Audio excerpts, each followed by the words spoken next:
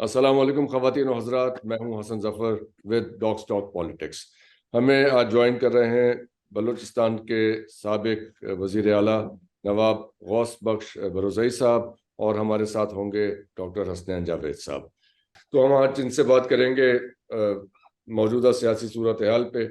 सियासी सूरत हाल ये है कि PDM की गवर्नमेंट ख़त्म हो चुकी है, केयर टेकर गवर्नमेंट आ चुकी है, और ये केयर टेकर गवर्नमेंट के अंदर एक जो भी नक्शा हमारे सामने अनफोल्ड होगा वो तो होगा। लेकिन उससे पहले हम नवाब साहब आपसे ये समझना चाहेंगे कि पाकिस्तान की सियासत का ये क्या 76 ईयर्स हो गए हैं, कल हमने यौम आज़ादी मनाया अपना। तो इतने सालों में यहाँ पे कोई भी स्टेबल गवर्नमेंट नहीं चली। अगर स्टेबल गवर्नमेंट्स रही हैं तो वो मार्शल लॉ गवर्नमेंट्स रही हैं, जिनको 10 साल 11 साल जिनके पास रहे हैं, और उसी के अंदर तरक्की होती रही है। और जो भी पॉलिटिकल गवर्नमेंट्स आई हैं वो यहाँ पे फंक्शन नहीं कर सकें। तो उसमें एक तरफ तो ये कहा जाता है कि एस्टेब्लिशमेंट उन्हें फंक्शन नहीं करने देती, इसलिए वो ये उनकी नाकामी की वजह है या उनकी नाअहलियत है उनकी नाकामी की वजह, क्योंकि अगर हम अपना एक माशी चार्ट देखें, इकोनॉमिक चार्ट देखें ऑल दीज इयर्स, तो हायर GDP ग्रोथ रेट हमें मिलता है मार्शल लॉ रिजीम्स के दौरान। तो और ये एक बहुत वाज़ेह इंडिकेटर है कि पॉलिटिकल गवर्नमेंट्स जो हैं वो यहाँ पे बहुत अच्छा यानी परफॉर्म नहीं कर सकी इकोनॉमिक फ्रंट के ऊपर। तो ये एक सूरत हाल रही है, और इस पे आप जरा रोशनी डालिए कि ये क्या सूरत हाल है यहाँ पे, ये सियासी हुकूमतें क्यों नहीं सही चल सकी। सब अभी बड़ी मेहरबानी मैं आपसे अर्ज करूं कि पाकिस्तान जब बना तो उसके कुछ रीजंस है। और सबसे बड़ा रीजन जो मैं अपने वालिद से सुनता था, आपने मेरा इंट्रोडक्शन वज़ीर आला के तौर पे कहा, मेरा कोई इम्तियाज नहीं है। My father was the first speaker of Balochistan assembly and then he was twice the chief minister of Balochistan, a Pashtun chief minister from Balochistan. तो मेरा ये इम्तियाज है। वैसे हिस्ट्री में पाकिस्तान की अपने बलूचिस्तान की उसमें मेरी फैमिली थ्रू एजेस सेंचुरीज में मेरा नाम है। तो बहरहाल क्या कहते हैं जी, स्टाइल ऑफ गवर्नेंस चेंज होते गए जी। उससे पहले कबायलियत थी, बादशाह थे, हमला करते थे, कब्जा करते थे। उसके बाद उनकी मर्जी, क्योंकि उन्होंने मसल्स दिखा के उन्होंने पावर्स ली होती है। तो वो मसल जो मस्कुलर है वो दूसरों को तो डराता है जी। लेकिन 200 साल या कुछ उससे पहले जो है डेमोक्रेसी जो हमारे रीजन में आई, फिर यहाँ पे जो ब्रिटिश इन्वेजन थी थ्रू कंपनी बहादुर, तो वो भी हो गई, वो हमने देखा। पाकिस्तान बना, बहुत खूबसूरत मुल्क बना, अचानक बन गया, बहुत खूबसूरती से बन चुका, और बहुत ही खूबसूरत मुल्क था इससे पहले। छोटे थे हम, उस वक्त भी सोचते थे, कुछ साल पहले भी सोचते थे। अब सोचते हुए थोड़े से हम कामते हैं कि हम क्या मुल्क है जी। एटम हमारे पास, बम जो है हमारे पास है, दुनिया की सब चीज हमारे पास है, जितने माइन मिनरल्स हैं सारी दुनिया में, उसके ऑलमोस्ट 80% पाकिस्तान में सब की सब अवेलेबल है। उसके बकिया भी सब कुछ है, 4 सीजन्स, माउंटेन्स, क्या कहते हैं उसको जी, सहारा है हमारे पास, हर चीज है। लेकिन हमने तरक्की नहीं की। आप देख रहे हैं कि आप कह रहे हैं कि मार्शल्लाह लगे, कुछ तरक्की बिल्कुल हुई। अब वहां पे ही यही पेंडोमोनियम यहीं से शुरू हुआ कि जब मार्शल्लाह था तो कहते हैं when there is no law there is martial law। अब मार्शल लॉ जब यहाँ पे आया तो पॉलिटिकल लीडर्स को चाहिए था कि वो बड़ी खूबसूरती के साथ अपने पॉलिटिकल प्रोग्राम के साथ आगे जाते। लेकिन ऐसे नहीं, पॉलिटिकल पार्टीज फेल्ड। पाकिस्तान मुस्लिम लीग जिसने पाकिस्तान बनाया, उसकी कितनी जो है ना फैक्शंस है, आप देख लीजिए। आगे भी आएंगी, ऐसा नहीं कि नहीं आएंगी। ये पॉलिटिकल फेल्योर है। हम ये तो बड़ा जोर दे के कहते हैं कि जी पाकिस्तान हमने बनाया, यानी कि पॉलिटिशियंस ने बनाया। तो पाकिस्तान की हालत भी खराब पॉलिटिशियन ने की। डॉक्टर साहब, आपने कोई ना कोई गेम खेली होगी। अगर आप फर्म फुटेड होंगे, राइट फुटेड होंगे, तो आपकी शॉट बेहतरीन होगी। अगर आप अच्छे से अच्छे प्लेयर हो, रॉन्ग फुट पे कोई भी शॉट खेलेंगे, वो आपकी नाकाम जाएगी। ये राइट। सारे का सारा काम को जो फेल किया है वो हम पॉलिटिशियंस ने किया है। हम पॉलिटिशियंस, हमने ये सोचा कि चलो जी खुश। आज ही एक दोस्त मुझे कह रहा था कि कह रहा था कि आप देख लीजिए, हर आदमी जो कुछ कर रहा है दिखाने के लिए कि मैं वो करता हूँ, बेटर करता हूँ, और मैं तारीफ कर रहा हूँ पाकिस्तान की, पाकिस्तान के झंडे की, तो मैं किसी की शायद नजर में आ जाऊं और उसके बाद कोई मुझे कहीं ऊपर पहुंचा दे। ऐसे नहीं होना चाहिए। मैं पाकिस्तानी हूँ। मैं जब चीफ मिनिस्टर था, मैं उससे पहले मिनिस्टर था, मैंने कभी पाकिस्तान का झंडा अपने क्या कहते हैं वेस्ट कोट पे नहीं लगाया, कोट पे नहीं लगाया, शर्ट पे नहीं लगाया, क्योंकि मेरे दिल में पाकिस्तान है। मैं दिल के ऊपर लोगों को क्यों दिखाऊं कि पाकिस्तान क्या हूं मैं और मैं फायदे उठा रहा हूँ।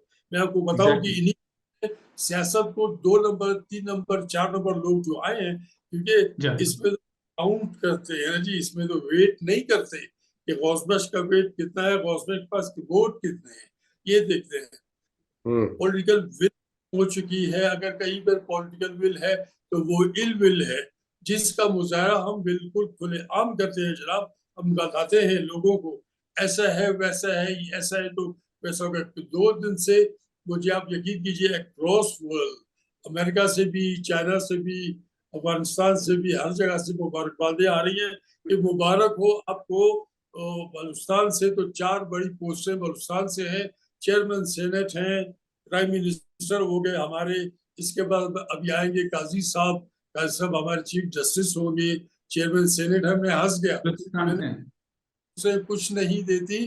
कोई बंदा अगर काम करना चाहेगा, a person who what he says he means it, he can deliver. अब ये है कि मैं कहूंगा कुछ, करूंगा कुछ, तो अभी तक पता नहीं है। और दूसरी बात डॉक्टर साहब, आप समझते हैं कि मतलब action speak louder than the words. Let him start, you देखिए वो क्या कर सकता है।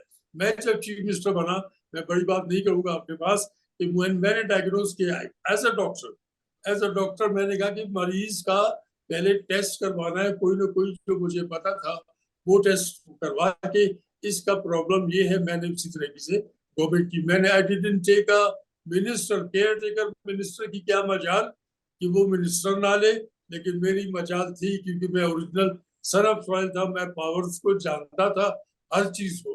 तो I did not take a single minister, I did not take an adviser, special assistance और एनीथिंग जी। मैंने अकेले तो यहाँ गुफ्तगू क्योंकि थोड़ी आगे चली जाएगी, मैं अगर इजाजत दें तो 1-2 सवाल के साथ थोड़ा सा पीछे ले लूं। सवाल मेरे सर अर्ज ये है कि जैसे आपने फरमाया कि जो सियासतदान है वो नाकाम हुए और ये लकूना हमेशा छोड़ा गया, तो मार्शल लॉ हमेशा आता रहा और तरक्की भी होती रही, डैम्स भी बनते रहे। और जमहूरी लोगों ने की नाकामी ये है कि उन्होंने कालाबाग डैम भी नहीं बनने दिया। इसके अलावा जो है वो कार्टलाइजेशन होती रही, माफिया बनते रहे, और सियासत में जितने भी लोग आते रहे वो मैक्सिमम, सबकी बात तो नहीं करता, लेस देन 2% होंगे जिनके, जो एरिस्टोक्रेट, जो आपकी तरह के लोग थे, जो एरिस्टोक्रेटिक स्ट्रक्चर था कि लोगों की फलाह बहबूद के लिए जो है ना उनको सियासत की जरूरत नहीं होती थी, लेकिन वो आ जाया करते थे कि लोगों का कोई फायदा हो जाएगा। लेकिन फिर ये एक पूरा का पूरा जो है ये एक जो इंडस्ट्री बन गई, यानी आपने लाइसेंस लेने हैं, आप असला का लाइसेंस लेंगे, आप सड़क का लाइसेंस लेंगे, फिर एमएनए फंड्स लेंगे, और फिर कार्टर्स बनाएंगे, फिर इंडस्ट्री बनाएंगे, परमिट बनाएंगे। और आज जो है वो इवन चाहे वो एतजाज एहसन साहब हो या कोई और हो, कोई एक आदमी है, कोई एक अच्छा पॉलिटिशियंस भी नहीं, हम नाम नहीं ले सकते कि मतलब जो इस चीज से मुबर्रा हो कि उसने वो परमिट्स या लाइसेंसेस और बड़े बड़े इंडस्ट्री के और बड़े बड़े मामलात और बड़े बड़े मुफादात ना लिए। तो सियासत ऑल टुगेदर एक मुफाद बन गया। अब आप सर कैसे इसको यानी टेक्नोक्रेटिक सेटअप या बाकी चीजों की बाद में आऊंगा, जिस तरह आपने फरमाया कि ये सियासत फेल हुई है, तो आप क्या फरमाएंगे कि ये जो जमहूरियत है इसको एक मुफाद का सब्जेक्ट बना दिया गया और जमहूरियत फेल हो चुकी, जैसे पूरी दुनिया के अंदर किताबें लिखी जा रही हैं व्हाई डेमोक्रेसी फेल, तो इस पर आप क्या फरमाएंगे? बिल्कुल जी, क्लासिकल एक एग्जांपल है, ठीक है नहीं, कि पाकिस्तान में जो डेमोक्रेसी का फेल्योर कितना साफ नजर आता है सबको। आपके बराबर में इंडिया की क्या हालत थी आप देखते हैं डॉक्टर साहब। आप देख लीजिए वो कितना डेवलप कर गए हैं, हद से। आज मैं कहीं पे किसी पे इनके क्या कहते हैं फेसबुक पे कहीं पे देख रहा था, उनकी इकोनॉमी, उनका उनका वो जो स्टैंडर्ड है लाइफ का, देखिए कहाँ चला गया है। वो कहीं कभी कार में फिरा करते थे, टाटा की पुरानी किसी की गाड़ी में फिरते थे, आज वो दुनिया की बेहतरीन गाड़ियां उनके शोरूम्स में है। और आपको पता है मर्सिडीज भी अपनी वो जो इलेक्ट्रिक कार है वहीं पे बना रही, जो कि ऑल है। और हम अब तक जो है ना जापान की सुजुकी जो है उसको भी इंडिजिनाइज नहीं कर सके, जाए कि बाकी गाड़ियां जो कहते हैं उसमें। तो ये हमारा फेलियर रहा है कि हम जो भी आया हेल्प ऑफ अफेयर्स पे उन्होंने कहा कि what is in it for me, अपने आप को बनाओ, अब ये मुझे मिला है मौका, अगर ये मुझसे गुजर गया तो मैं कुछ नहीं कर पाऊंगा, अपने आप को बनाओ। आप देख लीजिए मुल्क कहाँ खड़ा है, और मुल्क को चलाने वाले, मुल्क की खिदमत करने वाले खादिम जिन्होंने या तो फुक्र करके फकीरों की तरह वोट मांगा है या खरीदा है उन्होंने, तो फिर तो इस तरह से करने के बाद वो मालिक बन के बैठ जाते हैं। उनका लाइफस्टाइल देख लीजिए, मुल्क कहाँ पहुंचा है और हम कहाँ पहुंच गए, जो क्या कि सीट्स हुकूमतों में आके बैठे हैं। तो ये फेल्योर का ये हमारे सिर्फ एक पार्टी का, एक पार्टी से एक पार्टी से मेरा मतलब है कि ना अवाम का ना किसी और तरफ का, ये हमारे कलेक्टिव फेल्योर है जिसमें हमारे इदारे भी हैं और हम भी हैं। हम क्योंकि बहुत ज्यादा नाकाम किस्म के लोग थे, जैसे आपने फरमाया, हमारे यहाँ मेरे एक उस्ताद हुआ करते थे, कहता था कि तुम 2 नंबर के 10 नंबरी हो, ठीक है जी। तो हमारे 2 नंबर के 10 नंबरी थे, उन्होंने भी सही काम करके नहीं दिखाया। हम गंद को गंद से साफ करने वाले लोग हैं, जबकि गंद को गंद करता, गंद को पानी साफ करता है। मुझे सर ये बताइए कि अब प्रॉब्लम क्या है। क्लियर हो गया कि जमहूरियत ने नहीं चलना, जमहूरियत खत्म हो गई, ये मान लेते हैं, आप भी जमहूरियत पसंद हैं, लेकिन आप भी ये कह रहे हैं कि पाकिस्तान में हमने 76 साल से हम देख रहे हैं नहीं चल रही। आप जैसी हस्ती भी कहती है चलो तुम टेक्नोक्रेसी चलाकर दिखा दो, और तुम जो सारी है वो क्या बाग वो आपके हाथों में। अब प्रॉब्लम क्या है सर, हम कैसे मोहसिन नकवी जैसा एक सहाफी उठाकर हम उसे वजीर आला लगा देंगे, फिर हम जो है वो लड़के लपाड़े सारे के सारे हमने पंजाब की गवर्नमेंट में भरे, फिर आपने देखा कि बाकी मामलात हुए। बलूचिस्तान से मैं कोई कमेंट नहीं करना चाहता कि किस तरह से लोग आए, उसके ऊपर मुझे आइडिया नहीं है। तो आप ये कैसे देख रहे हैं कि सर आइन कानून स्ट्रक्चर हर चीज से बालातर होकर एक नया टेस्ट होने जा रहा है जिसमें कोई कानून नहीं है। एक तो जंगल का कानून होता है जिसमें एक कानून, फिर भी एक कानून होता है जिसमें शेर का एक कानून होता है। अब तो शेर भी कंफ्यूज हो गया कि वो चाहता क्या है। अब मेरा आपसे सवाल ये है कि सर ये इस जंगल में शेर चाहता क्या है? शेर तो लंदन में बैठा है, वहां पे बता सकते हैं वो। मैं आपसे अर्ज करूं, आपकी बात बिल्कुल सही है कि पाकिस्तान में ये जो फेलियर है वो मेरा और आपका है। हम तीनों डॉक्टर हैं जी, मैं मेडिकल, तो अब मैं कहता हूँ कि ये जो है पाकिस्तान में पॉलिटिकल पैथोलॉजी बहुत ज्यादा बढ़ गई है। अब इस पैथोलॉजी को रिवर्स कैसे करेंगे? कुछ टेस्ट होते हैं डॉक्टर साहब, आपको पता है सर, कि ये टेस्ट करवा के देख लो भाई क्या चीज है, ये करवा के देख लो। अब हम पाकिस्तान जो है ना लेटा हुआ है बेचारा, इसको जो है ना पैथोलॉजी लगी हुई है। अब कौन सा सिंड्रोम है, कोई डॉक्टर ऐसा नहीं आया। मैं जाती तौर पे अच्छी तरह से जानता हूँ कि 70s के इलेक्शन मुझे बहुत अच्छी तरह से याद है। After that my father became the first speaker, Balochistan भी पहली बार सूबा बना जी पाकिस्तान में।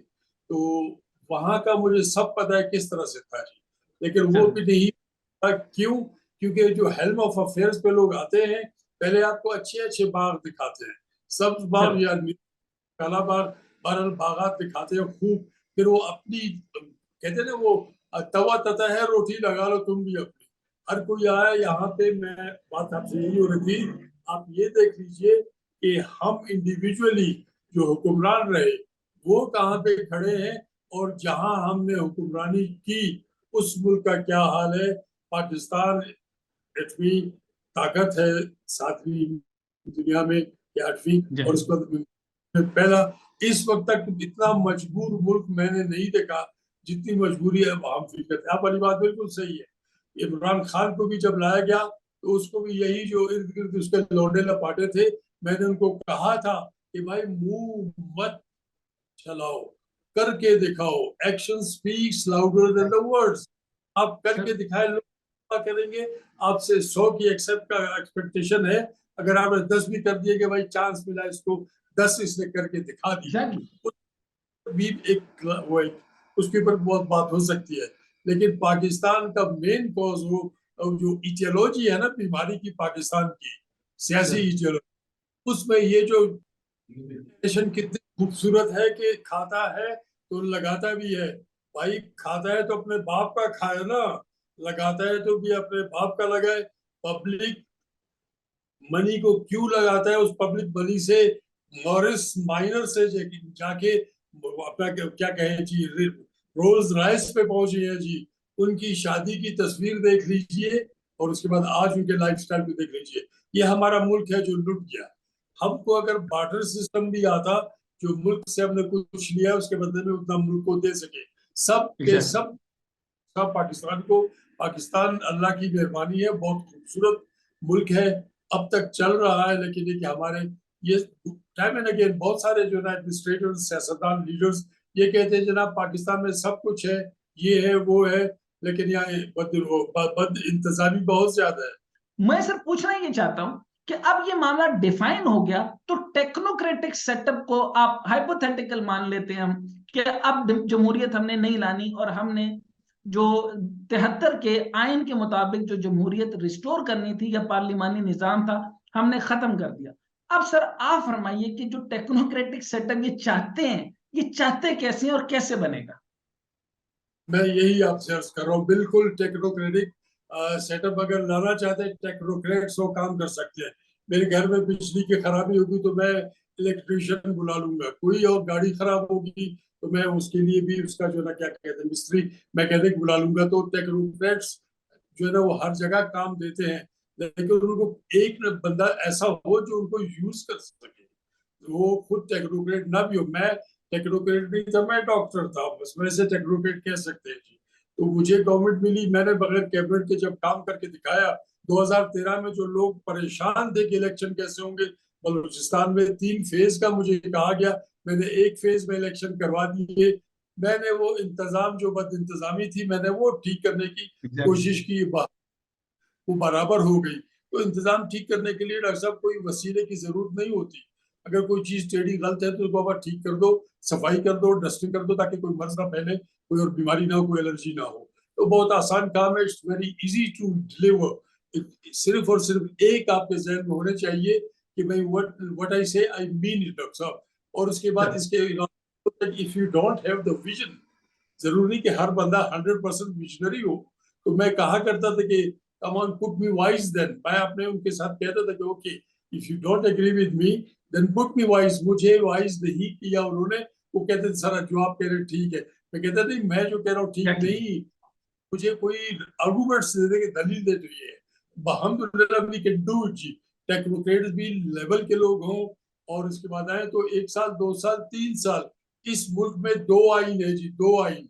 एक डॉक्टर साहब मैं तो 1450 साल पहले नबी सल्लल्लाहु अलैहि वसल्लम पे उतरा कुरान सारी दुनिया को जो है राह दिखा रहे हैं। वो असल में तो हमारा जो है ना वही आइन है, उससे बड़ी चीज क्या है? फिर 73 के आइन को भी हम कहते हैं कि जनाब बहुत बड़ा आइन है, क्या कहते हैं हम सब के सब इस पे वो थे, मुत्तफिक थे, और मुत्तफिक आइन चलो ठीक। तो आप उस पे भी चाहे उस पे भी जाए, आइन की स्पिरिट तो अल्लाह ने हमको अपने किताब दी है, उसमें हर कुछ है हमारे लिए। तो अब ये क्या बिल चाहिए होगी, टेक्नोक्रेटिक बात भी बिल्कुल सही है। अगर इस तरह की पॉलिटिक्स और ऐसे पॉलिटिशियन आने हो, वो आपकी पंजाबी जबान है या उसमें कहते हैं रेलू कट्टा, वो घूमता घूमता जो हर जगह पे, तो रेलू कट्टे नहीं चाहिए जनाब। अब हमको सियासतदान चाहिए, हमको बंदा वो नहीं चाहिए कि क्योंकि वो बलूचिस्तान से आया है तो ठीक है बहुत अच्छा होगा। Government is a political thing, तो वो पॉलिटिकल चैलेंजेस को कैसे फेस करेंगे वो जो टेक्नोक्रेट्स होंगे? नवाब साहब आप काइंडली अगर इस पे अच्छा मैं आपसे अर्ज करूं, 2000 में 1999 में जब टेक ओवर हुआ या 98 में मुशर्रफ साहब का, तो आपको पता है कि 3 साल तक तो जो है ना टेक्नोक्रेटिक गवर्नमेंट ही थी उनकी, उसमें पॉलिटिशियंस बाकी सब थे। 2002 में इलेक्शन तो फिर पॉलिटिकल पार्टी आ गई, तो उसके बाद मसाइल शुरू हो गए।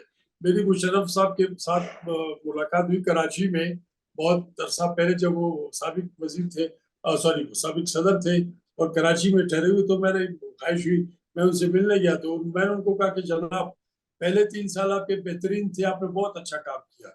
जब आपने में आ गया कि जनाब हमने पॉलिटिशियंस को लाना है, आपने मुस्लिम लीग काफ को ले आए और उसको ले उसके बाद वो गंद करते थे और आप सफाइयां करते थे उनके लिए। 3 साल तक काम में थे और 3 साल के बाद आप जो है ना आपकी जिंदगी अजाब बना दी थी। मुस्लिम लीग काफ और उसके जो हवारी थे। तो बात ये है कि अगर टेक्नोक्रेट आते हैं और साथ ही साथ पॉलिटिकल जो है ना पार्टीज भी आती हैं, पॉलिटिकल पार्टीज के बाद कोई पॉलिटिकल क्रिएचर ऐसी भी तो है ना जी यहाँ पे इस वक्त भी जो काम करना जानती भी है और चाहती भी है।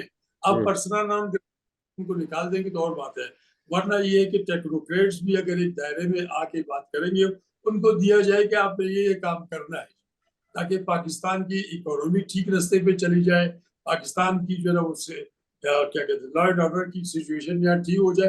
लॉ एंड ऑर्डर बड़े पर्सपेक्टिव में मैं बात नहीं करता, लॉ एंड ऑर्डर की बात में पाकिस्तान के अपने दाखिला तौर पे बात करता हूँ कि हमारे घर अपने हो ना तो उसके बाद बाहर की जंग हमारी फौजें लड़ सकती है।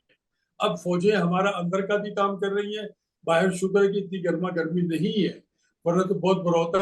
ये कर सकते हैं, इनको एक पैरामीटर दिया जाए और उनको बताया जाए कि जनाब अगर आपको कोई गलत काम कहता है जितना ताकत हो, मेरे वालिद कहा करते हैं कि विदाउट एनी कर्सी of hesitation say no if you want to say no and no then stand by, don't change your stance. ठीक है ना जी। सर सबसे पहले मुझे ये बताया, जब आप वजीर आला थे तो नीचे एक ब्यूरोक्रेसी है, उस ब्यूरोक्रेसी का सारा गंद आप जानते हैं।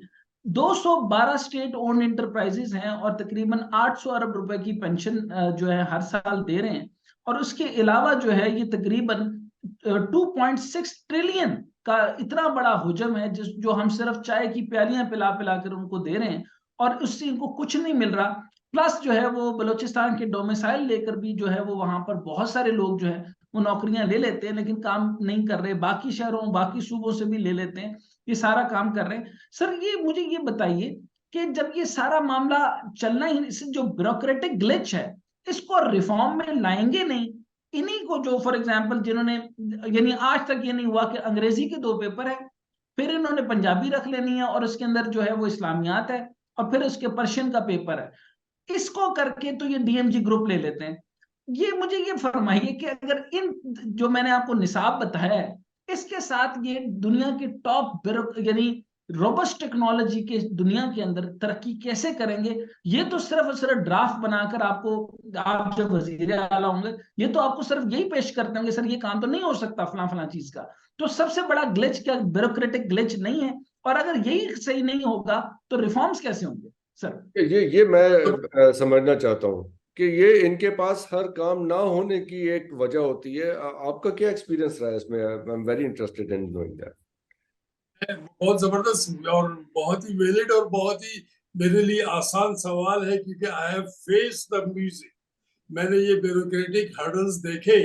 मैं बचपन से अपने वालिद के साथ था, मेरे वालिद स्पीकर ऑफ कोर्स किया 2 बार चीफ मिनिस्टर वो भी रहे।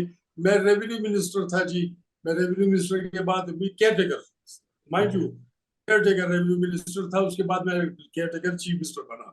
तो मैं आपको बताऊं इंटरव्यू हुआ जनाब लंदन से अपने अतर काजमी ने किया जी बहुत पहले। तो उन्होंने उनकी सो वेरी ग्रेट फिल्म वो जो थंबनेल था वो भी, और उन्होंने पूछा कि the only chief minister in Balochistan who had no cabinet.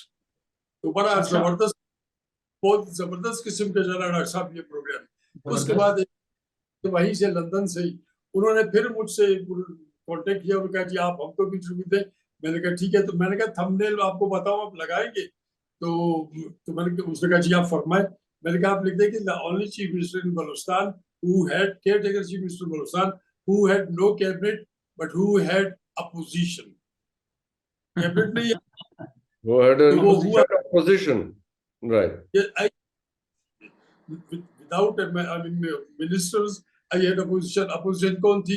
यही डीएमजी ग्रुप, सीएसएस, वो जो अपने आप को समझते कि पढ़े लिखे हैं।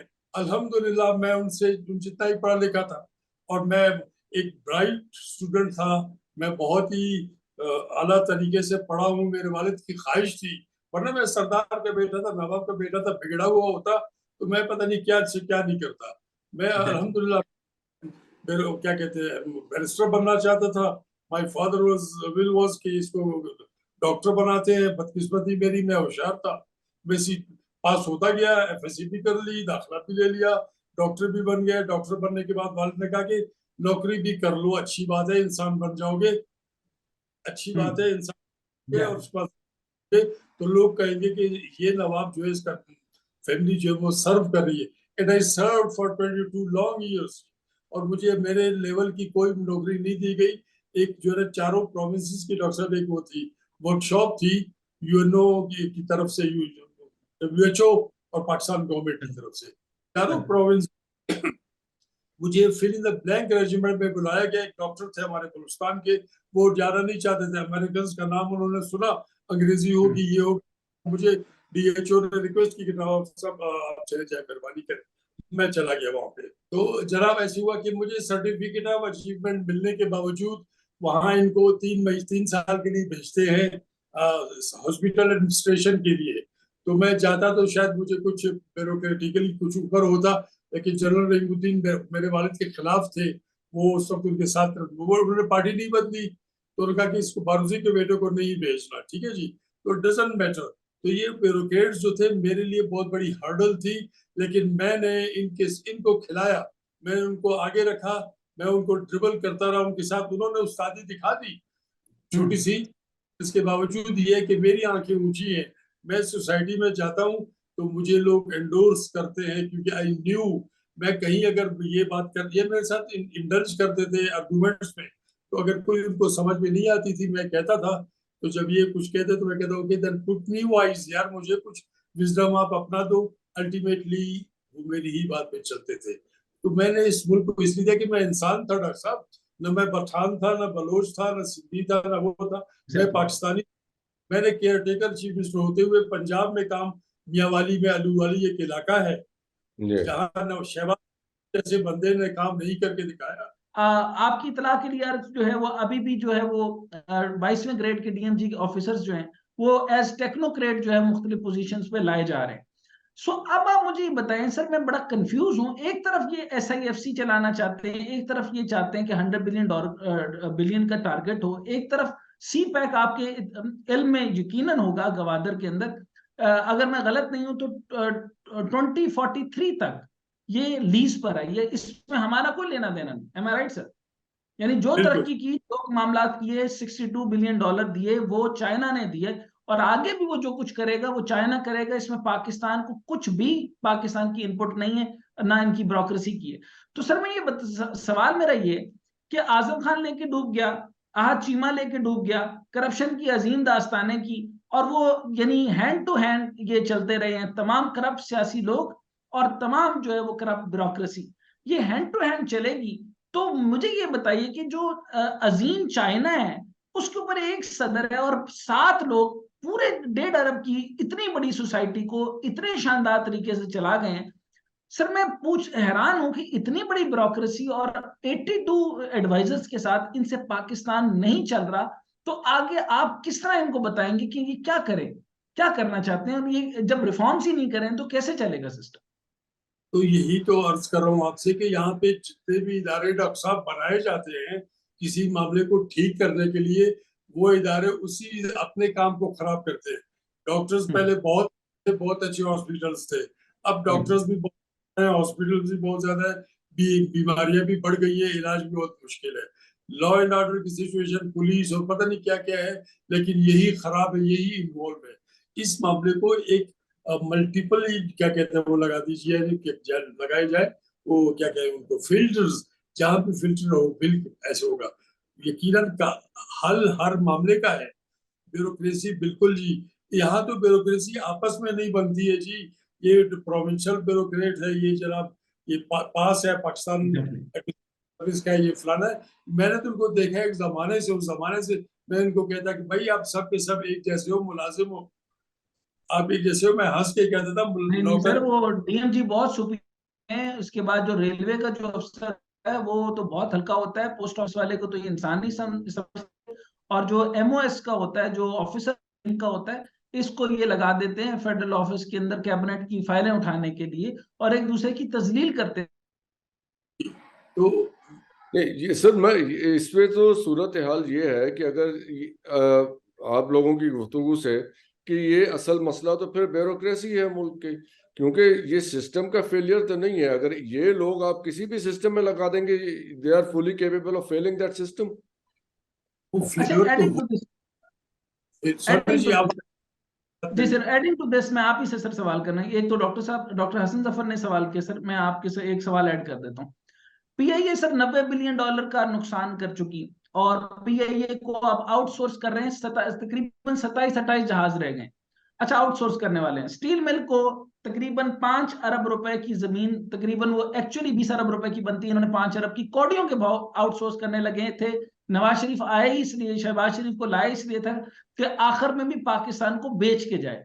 तो उसने, साद रफीक ने कहा कि बड़े हमारे थे, हमने यहाँ पे सियासी भर्तियां की, ये किया वो किया, अब हम आउटसोर्स करने वाले हैं। Sir PIA outsource, steel mill outsource, वापडा, अच्छा उसके बाद जो है वो उसका क्या नाम है, इसका सर्कुलर डेट वो आउट ऑफ कंट्रोल। आईपीपीस को जो पैसा देना है, ये अभी बजट से आईएमएफ ने कहा है कि 400 अरब 450 अरब रुपए पहले उनको दो, ताकि आईपीपीस की पेमेंट्स क्लियर हो, कैपेसिटी पेमेंट का मसला हल। सर ये फाइनेंशियल मसला हल हो ही नहीं सकता है मेरे मुताबिक। तो ये कौड़ियों के भाव पैसे ये बेचने लगे हैं। दूसरा जो है, अब इनका दूसरा रुख जो है बलोचिस्तान के ऊपर है, क्योंकि अब बलोचिस्तान सिर्फ वाहिद जगह है जहां से मिनरल्स और माइंस इन्होंने निकालने, और पैसा सिर्फ वहीं पड़ा है। आपका क्या ख्याल है कि वरना ये सिंध और पंजाब को छोड़ के जो बलोचिस्तान के 4-5 लोगों को नवाज रहे हैं, तो अब आपको क्या लगता है कि इनका तीसरा हदफ क्या होगा सर? मैं आपसे अर्ज करूं कि तीसरा हदफ तो आपको बताऊंगा। इससे पहले आपको ये बताऊं कि इन्होंने आउटसोर्स नहीं किया जी, इन्होंने लीज पे दिया है। आपने सुना होगा जी, हमारे जी सर। बहुत बड़े लाइक जो है ना वजीर खजाना जो थे अभी अभी भी गए, और कहते हमने जी आउटसोर्स नहीं किया, हमने लीज पे दिया है। तो बात खत्म। इनकी इनकी जहनी कैफियत का आप अंदाजा लगा लीजिए, इनकी इनके उसको देख लीजिए, इनका विजन कितना है। ये इनको कुछ नहीं पता, ये अपने लिए गुम है, अपने ऊपर आशिक है। शीशे में अपने आप को देखते हैं। आप बताइए, आपके घर की इकोनॉमी बहुत खराब है, आप कर्जों में भरे हुए हैं, आपको एक ताकतवर बंदा पैसे चंद देता है, या चलो यार अपने घर को बराबर करो, आप जाके पहले गाड़ी खरीदेंगे या अपने कर्जे जो है वो जाके खत्म करने की कोशिश करेंगे। नहीं है, यहाँ पैसे तो पैसे गाड़ियां खरीद ली हैं। की। तो आप बताइए कि आप मुफ्त की पीते हैं, और उसके बाद जो है समझते हैं कि हमारी फाका मस्ती जो है ना कोई ना कोई रंग ले आएगी। इस तरह से काम नहीं चलेगा। कर रहा हूँ कि इनको कंटेन करना पड़ेगा, वरना जिस दिन ये आते हैं सर्विस में, सुपर एनुएशन तक तो ये बादशाह हैं, उसके बाद जब रिटायर होते हैं तो और ज्यादा पुरानी शराब की तरह फिर इनको दोबारा टाइम दिया जाता है। मेरे साथ जो ब्यूरोक्रेट काम करता था उसको तो 2-3-4 अच्छी अच्छी नौकरी और मिनिस्ट्री के लेवल पे इमरान ने दिया। और मुझे जिसने इलेक्शन करवाए बलूचिस्तान के 2013 के, जो पॉसिबल नहीं थे इनके लिए, ये कहते थे कि भाई 3 फेज में करते हैं, बहुत हालत खराब है। मैंने कहा नहीं, 1 फेज में मैं करवा के दिखाता हूँ।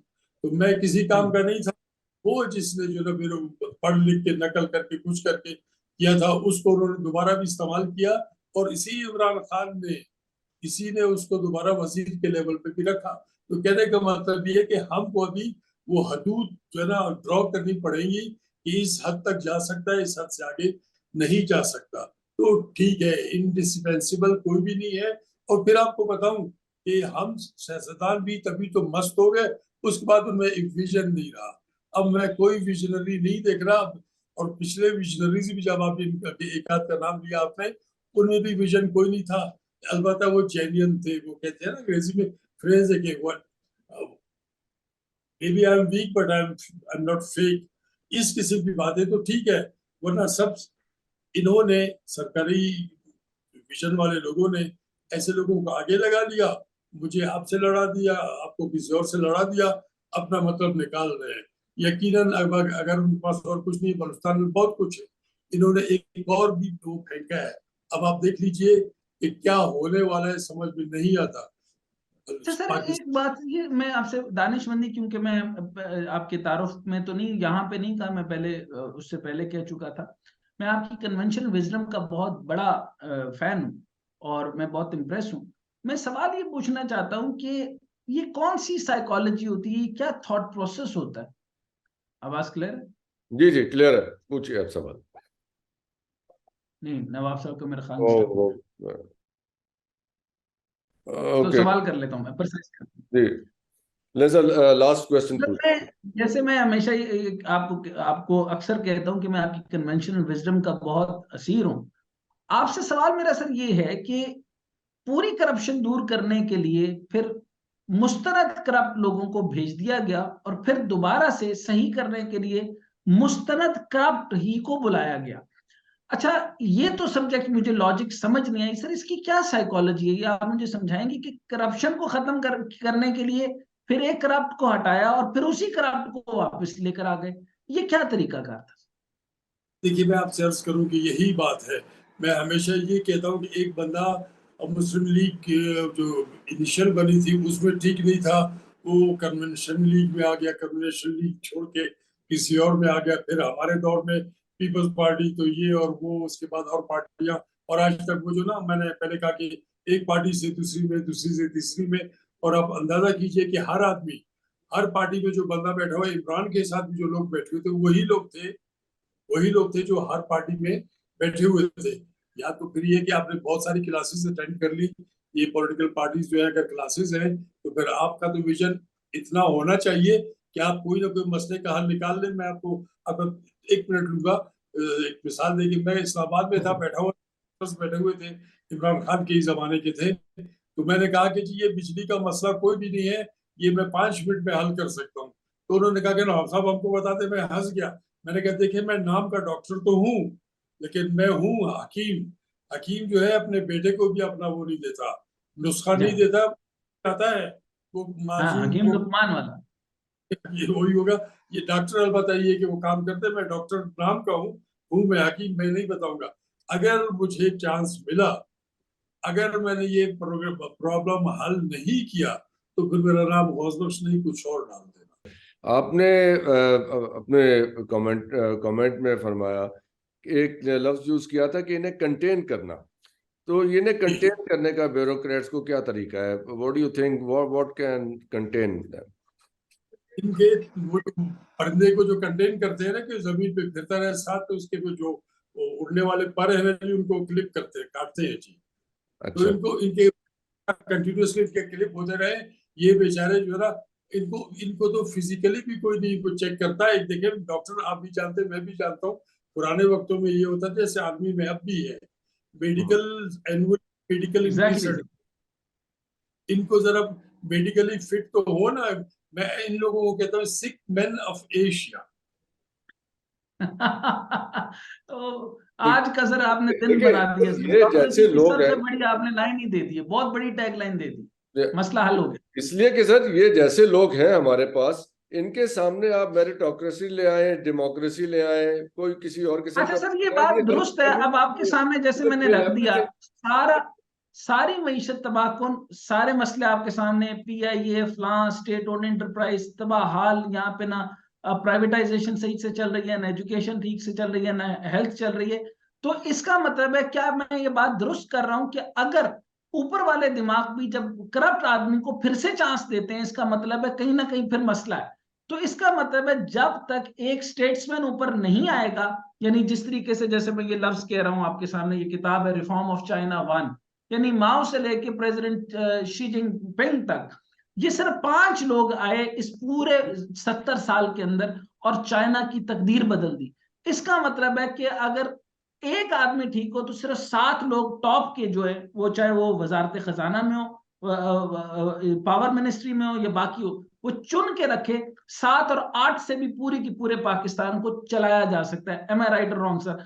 मैं आपसे अर्ज करूँ, आपने जैसे फरमाया बिल्कुल, ये तो एक थे और उसके बाद 7 आपने नीचे के बताए। नबी आखिर जमान तो एक थे ना जी। जी एक ऊपर जाते थे, गार में वापस आते थे, उन्होंने दुनिया बदल दी, जी। उन्होंने बदल दी। तो यहाँ कौन सा मसला, इतना बड़ा मसला नहीं है डॉक्टर साहब। मैं कह रहा हूँ, मैंने बगैर वजीर के मामला चलाए, मुझे 1 साल के लिए लगा देते, मैं 7 बंदे अपने साथ लेके मैं ढूंढता ना, मेरे पास चांस नहीं था। 3 महीने में क्या हो सकता है? तो बहरहाल मैंने अपनी मर्जी की। मसला ये है कि बिल्कुल हो सकता है, यहाँ पे एक विल चाहिए। हमारी विल होगी, फिर तो फर्स्ट क्लास हर तरीके से। वरना मुनकिर नकीर जो है ना जी, वो तो सच लिख रहे हैं। हमारे यहाँ पे भी मुनकिर नकीर है, लेकिन बहुत है, वो सब के सब मुख्तलिफ लिख रहे हैं जी।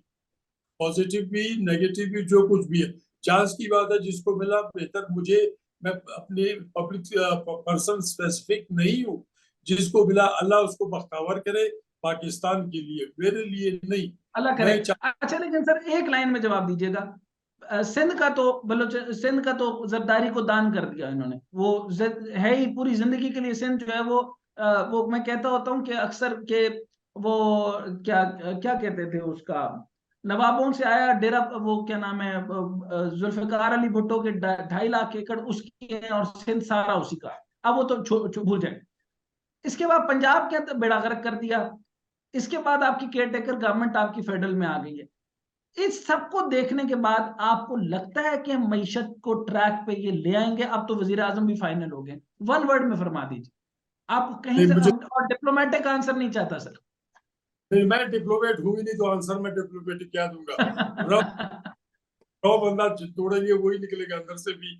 मैं आपको बिल्कुल इनसे उम्मीद रखना ये जाहिलियत होगी, सबसे बड़ी बात आपको ये मैं बताऊं। अब जो है, आपको लगता है कि इनके अंदर दमखम है? अगली कैबिनेट जो है वो सही टेक्नोक्रेट अपने नीचे एक अच्छी कैबिनेट चूज करने के लिए, जो अब वजीर आजम साहब को इन्होंने लेकर आए, जो कि डेफिनेट प्रोलॉन्ग करेंगे? फरमाइएगा सर। अर्ज करूं आपसे, सीधी सी बात है जी, इसमें डिप्लोमेसी की कोई बात नहीं है। इनसे कोई भी उम्मीद नहीं है जो अभी हुकूमत में आएंगे। अल्लाह से बहुत उम्मीदें हैं। कहते हैं ना जनाब कि अल्लाह ने चाहा तो कुन फयकुन हो जाएगा। लेकिन ये कि मुझे एक क्या कहते हैं, सिल्वर लाइनिंग जो है ना, एक छोटी सी ये है कि अल्लाह करेगा किसी न किसी दिन शायद हमारे दिन बदल जाए किसी हद तक। वरना तो पॉलिटिकल पार्टीज और ये जितने लीडर्स थे, ये वही तो हैं। 14 जो 15 जो हैं, वो एक दूसरे को गालियां देते थे, सब मिल गए। अब उनकी मर्जी की गवर्नमेंट्स नहीं बन पा रही। अब ये है कि अल्लाह करते कि अब अल्लाह है जिसके ऊपर जिसको हम देख सकते हैं और अपने मुल्क को देख सकते हैं कि भाई हम इस मुल्क के लिए क्या वो कर सकते हैं। अल्लाह में उम्मीदें हैं, इन सियासी पार्टियों में, इन एडमिनिस्ट्रेटर्स में कोई उम्मीद नहीं। लेकिन अल्लाह है जी। करंट जो केयर टेकर गवर्नमेंट है सर, आपको लगता है कि टेक्नोक्रेटिक सेटअप एक अच्छा वाला, जो बलूचिस्तान के minerals and mine, SIFC, green development और फॉरेन डायरेक्ट इन्वेस्टमेंट, इन सारी चीजों को लाने के लिए जो अब सेटअप आप देख रहे हैं, आपको लग रहा है कि ये चीजें अचीव कर पाएंगे? देखिए, अब तक बलूचिस्तान में तो सेटअप आया ही नहीं है जी। फेडरल सेटअप है वो भी सिर्फ प्राइम मिनिस्टर तक है। यहाँ पे अब तक ये चीफ मिनिस्टर नहीं ढूंढ सके अपने लिए। यकीनन देखी जाएगी कि किस बंदे को ये लोग लाना चाहते हैं और किससे क्या काम लेना चाहते हैं। सीधा काम तो ये है कि बलूचिस्तान प्रोविंस है, पाकिस्तान मुल्क है। हम सब मिलके इस इलाके को अपने को ठीक कर सकते हैं। बलूचिस्तान से हम पंजाब की भी खिदमत कर सकते हैं, बलूचिस्तान से हम KPK और कर सकते हैं। लेकिन जो पिछले रहे हैं साथ 16 माह जो हुकूमत करके चले गए हैं, तो कोई अच्छी चीजें तो नहीं छोड़ी जी। अब ये कि एक लंबा होगा जी, एक अच्छा एनेस्थेटिस्ट हो जो प्रोलॉन्ग कर सके उसको एनेस्थीसिया को, और अच्छा सर्जन हो जो अच्छी सर्जरी कर सके, जिसमें मस्कुलर भी आएगी और दूसरी भी आएगी, प्लास्टिक भी आएगी। उम्मीद करते हैं अल्लाह के ऊपर, अल्लाह चाहेगा तो इस मुल्क को यकीनन एकदम ऊपर ला सकता है जी। लेकिन इस वक्त तक जो है ना डॉक्टर साहब, बड़ी हिम्मत की सिचुएशन है, समझ में नहीं आती। हर कोई कहता है कि जो मैं कह रहा हूँ वो मेरा सच सही है जी। थैंक यू वेरी मच नवाब साहब। Thank you very much doctor Hasnain. Thank you very much for joining us. आपने नाजरीन सुना नवाब गौस बख्श बरोज़ई साहब को। आपका बहुत बहुत शुक्रिया कि आपने हमें ज्वाइन किया। और ये सिचुएशन है इस वक्त हमारी सियासत की। आपसे इजाज़त चाहूँगा। खुदा हाफिज़।